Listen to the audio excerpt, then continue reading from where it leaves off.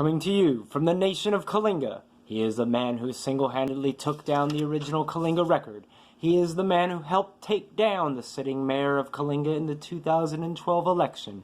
He is a man who can trace his lineage back to 1525, a former 25-time CWO champion, your defender against the quadrinity of evil. Ladies and gentlemen, your emperor, John Sunlight. Hello everybody, I am John Sunlight, and welcome to the September 1st, 2019 edition of the John Sunlight Show. As always, it's still over 100 degrees here, and odds are we will still have at least another month before it gets below 90. Damn, it's hot. Before we start the show, I would like to say that it is odd that there's a lack of coverage of the protests that are still going on in France. Yes, they are still going on, months later. And do we hear about it in the news? Hell no. And why?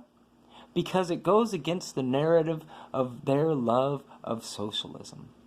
Well, we've got a great show for you this week, so without further ado, on to local news. This week in local news, there's not much going on in the hellhole of Kalinga, except for the awesome fact that local quack, Dr. John Griffin, has bowed to public pressure and is resigning from the hospital board. And this is a good thing. Just like the corrupt people like Mr. Tanya Stoles, Ron Lander, Mary Jones, and our former Santa Claus who was a freaking alcoholic, I will never understand why our small town loves him so much. Although, in all honesty, that isn't going to help out the hospital at all. We still have the problem, and always will still have the problem, that we are a poor community, and we really can't afford to have a hospital. How can you have a business in a city where the majority of the people who live there can't afford to even pay their medical bills?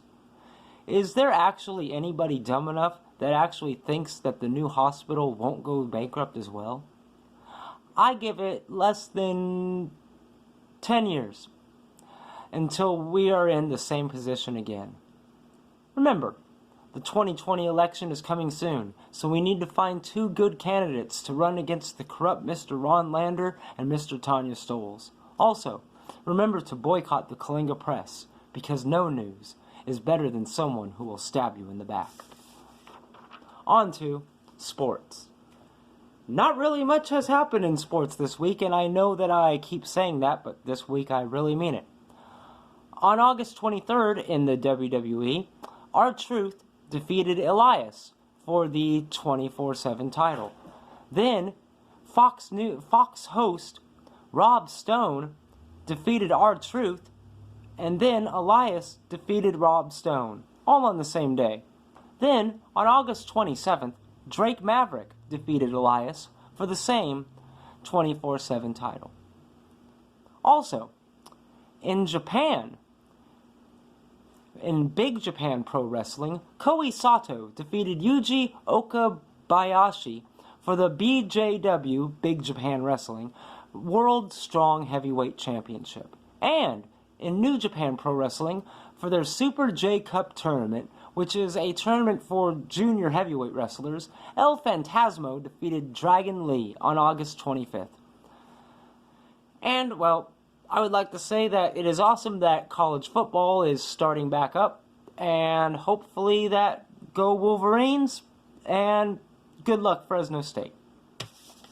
That's it for part 1 of the September 1st, 2019 edition of the John Sunlight Show. Tune into part 2 coming up next.